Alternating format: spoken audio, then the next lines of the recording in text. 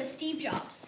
Steve Jobs once said, "Your time is limited, so don't waste it living someone else's life. Don't be trapped by dogma, which is living in other people's thinking.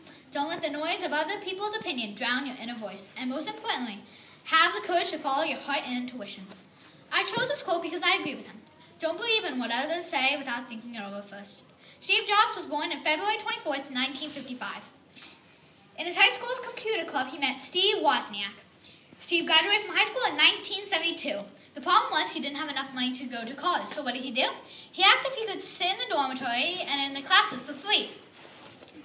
And they said yes. However, Steve would never get a degree, and if you think he was lucky, you were wrong. He had to sleep on the floor in his friend's room, collect Coke bottles for spending money. He also depended on local charities for food. He was at the college for 18 months. His first job was at Atari.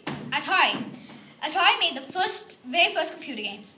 Apple Computers first officially went into business on April Fool's Day 1976. They built simple computers using Wozniak's circuit boards to show how it worked.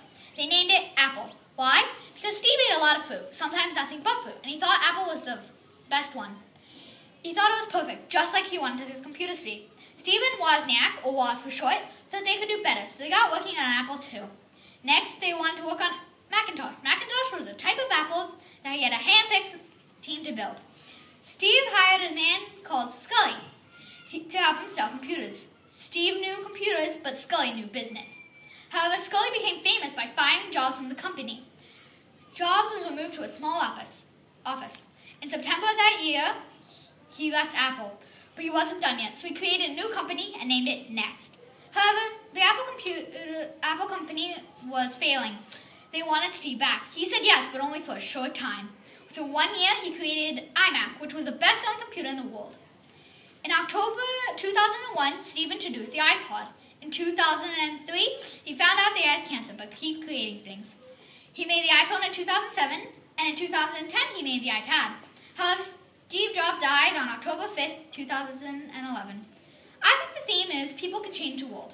Because Steve did not start out rich. He started a company in his garage with his friend Woz, and it became one of the richest companies in the world. He changed the way people thought about music, internet, phones, computers, books, and many others. Thank you very much for listening to my book talk. I hope you enjoyed it.